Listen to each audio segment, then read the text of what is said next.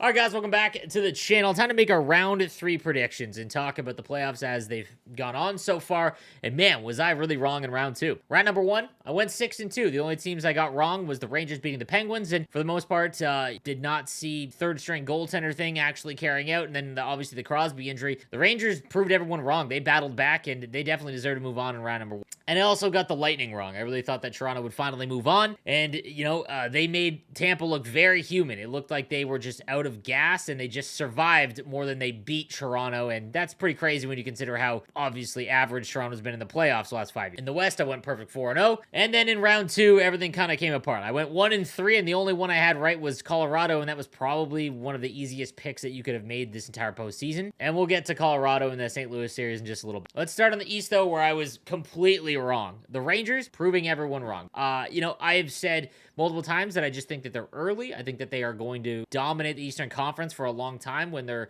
younger players become a little bit more prominent in the NHL. But man, they came back in both series, have done unbelievable job and eliminating the Penguins and the Carolina Hurricanes. Man, Carolina, what an opportunity they had and just completely squandered. That was a very good team. But man, these Rangers just do not want to die. Shesterkin proving that he is one of the best goaltenders in the league, and that is going to make this series extremely entertaining, I hope. The Florida one, man, I was really wrong on that one as well. I said that I thought Florida would run over the Lightning, and you just don't do that when you've won multiple Stanley Cups. I really don't think a repeat Stanley Cup champion could ever get run over, but nonetheless, Florida just, it looked, I really thought that how they won and beat Washington, the way they came back in multiple games, and the talent on paper, I mean, I think that everyone can agree that, just on paper, Florida has a much better roster as it stands right now, except for one key area, and that's in net. And I guess defense could slightly go to Tampa. I mean, their defense is very solid, but still, Ekblad, Weegar, all of them, very, very good. Regardless, Vasilevsky is proving why he is the best goaltender in the league right now and potentially one of the best ever because of his ability in the postseason.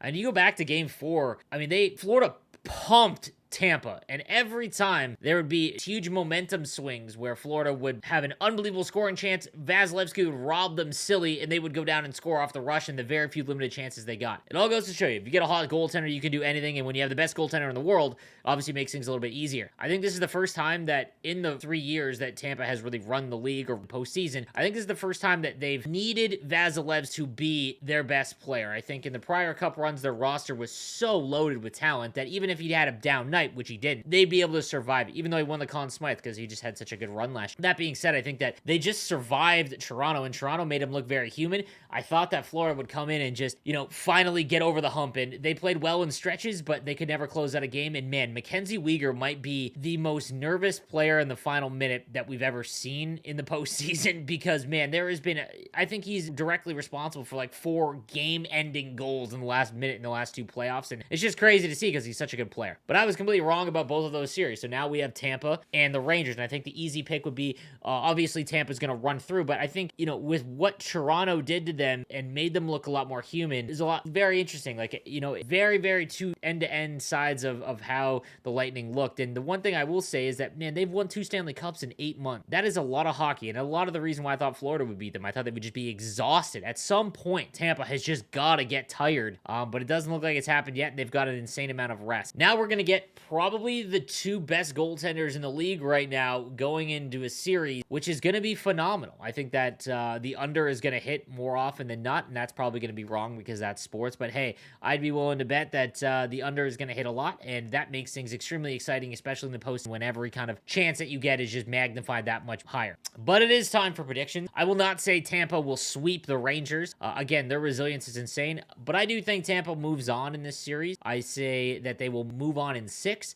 What the Rangers have done is simply incredible. I think that's something that's overlooked is that Adam Fox is like 18 points. Zibanejad's got 19. That's a lot for 2 rounds of the playoffs. Like, they are just having incredible runs. And I think it's overlooked a lot, but it is going to be awfully hard. They have faced third-string goaltenders in a majority of their games so far in the first 2 rounds, and you need to point that out. Like, that needs to be said. They've done it, and they've handled it, and they've won as they should, so you can't discredit them, but now they're going up against the best goaltender in the world, and Shesterkin, if he has any mistakes, it's going going to be awfully tough for them to overcome. So I think that they do win an MSG, maybe twice, but I think that this is over in 6, and I think Tampa moves on to the Stanley Cup Final for the 3rd straight season. Let me know what you think in the comment section down below. On to the West, and man, the Calgary-Edmonton series, was that not the longest 5-game series ever? That felt like it went 7, and it only went 5 games, and I think that something...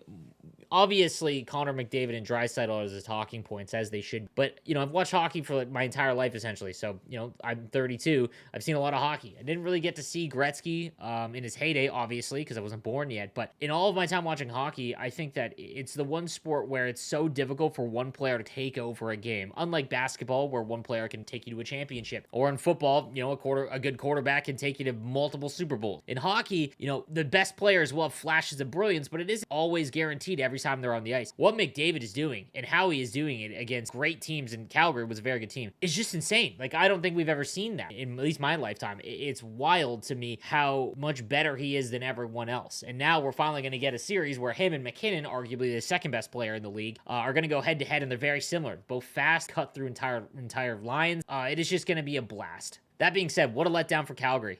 My goodness, Markstrom just completely fell apart. He got out-dueled by Mike Smith, who has been awful in the playoffs. I think that he's done just enough to get his team into where they are right now. But man, could you imagine this team? I said this on stream. Could you imagine this team with like Jack Campbell?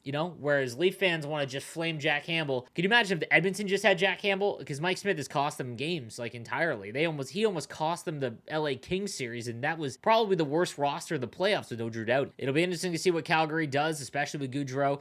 But yeah, they're going home, and now we're on to the Western Conference Final, where we are going to get Colorado and Edmonton. Now, I think all that nonsense with St. Louis, I thought that they were a great playoff team. When you looked at it, I think they had 9 20-goal scorers. Obviously, a rough showing from them. Certain players, just pretty classless moves throughout, but Colorado moved on. It looked like they were going to shoot themselves in the foot because they just can't get out of the second round ever. They're like the Leafs, only with the second round, but hey, here we are, moving on. They're finally going to get to the 3rd round. This is where I would be stunned if Edmonton can beat this Colorado team with Mike Smith in net. He is going to have to do something crazy, because even Connor and Draisaitl carrying the Oilers, and really it's not just them. Like, Evander Kane's been incredible, and same with Yamamoto. Like, the entire lineup has been very, very good. But my goodness, Mike Smith is going to have to do something, be special against a team that is probably the best on roster, on paper, and in performance in the Colorado Avalanche. That being said, I don't think that, the betting line opened up with the Avalanche winning or -6. Crazy. That's a huge line, and I think that Mike Smith is the major for that. I don't think this is over quickly. I'm going to say the Avalanche do win, but I think they do it in 7 games, and we get Tampa, Colorado for the Stanley Cup Final. Colorado was my Stanley Cup choice, so that will remain, but I think that this series is going to surprise a lot of people. I think this series is going to be what everyone thought the Edmonton and Calgary series would be. Full 7 games, really hard hitting. Both of these teams know that, they haven't had this kind of success with these cores, and it is going to be awesome watching them to leave everything out there, trying to win. And, it'll be interesting if Mike Smith can do it for the Oilers. I don't think he can. Again, in the comment section down below what you think, but I'm going to say that Colorado moves on to the Stanley Cup Final to play the Tampa Bay Lightning in 7 games. Again, I'd love to hear your thoughts. So in summary, man, I was really wrong about Florida. And I was really wrong about the Rangers. Good for the Rangers fans, man. Like, I think that, anytime that you get this far in the Cup Final, you got to enjoy it. But I think that the Rangers are going to be around for a while. I think that they are going to be among the best in the Eastern Conference for quite some time. Their rebuild went almost perfect. I mean, obviously some lottery help there. But once Lafreniere and Kakko become a significant piece in the NHL, which they're doing right now, like they're becoming better players the further this goes. And then Shesterkin and net, anything is, with Shesterkin and net, sky's the limit. So, guys, I'd love to know what your picks are. Let me know what you think. And hopefully we get some good series. I want to see 7 from both. That's it. That's all. Have a good one, guys.